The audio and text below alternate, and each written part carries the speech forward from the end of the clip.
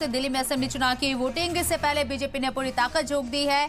दिल्ली के शादरा इलाके में वजीर दाखिला अमित शाह का इस वक्त रोड शो चल रहा है और शाह के रोड शो में ज्यादा तादाद में या ये कहें कि काफी ज्यादा तादाद में बीजेपी कारकुनान और आम लोग शामिल हुए हैं। दिल्ली में वजीर दाखिला अमित शाह रोड शो कर रहे हैं। शादरा में अमित शाह का ये रोड शो कामयाब होता हुआ नजर आ रहा है क्योंकि एक बड़ा हुजूम उनके रोड शो में नजर आ रहा है।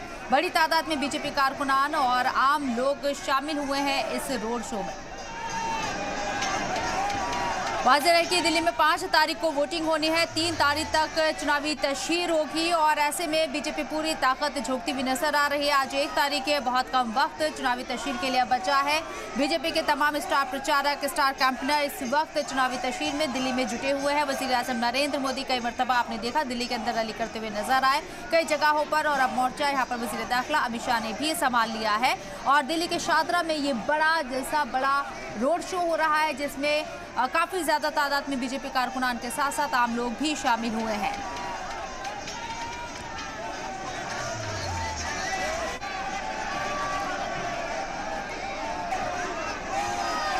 तो दिल्ली में वज़ीर दाखिला अमित शाह रोड शो कर रहे हैं। रोड शो कामयाब नजर आ रहा है क्योंकि बहुत ज्यादा तादाद में लोग रोड शो में शामिल हुए हैं, लेकिन लंबे अरसे से दिल्ली की राह देख रही बीजेपी क्या इस मर्तबा दिल्ली की सत्ता पर काबिज हो पाएगी? ये भीड़, ये हुजूम क्या वोट बैंक में तब्दील हो पाएगा? ये देखना लाजमी होगा। 5 फरवरी को जब वोटिंग होगी और 5 फरवरी को वोटिंग के बाद 8 फरवरी को नतीजे सामने आएंगे। बीजेपी किसी तरह की कोई कसर नहीं छोड़ना चाहती है, पूरी ताकत झोंकती हुई बीजेपी नजर आ रही है।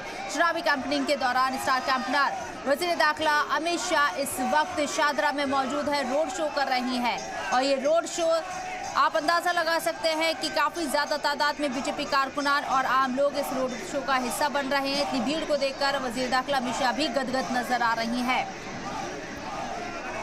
पिछले 2 इक़्तिदार से अगर देखें तो 10 साल से ज्यादा वक्त से आम आदमी पार्टी सत्ता पर काबिज है दिल्ली की और जिस तरीके से यहाँ पर बीजेपी को बहुत दूर किया है सत्ता से, इस मर्तबा कांटे की टक्कर आम आदमी पार्टी और बीजेपी के बीच नजर आ रही है।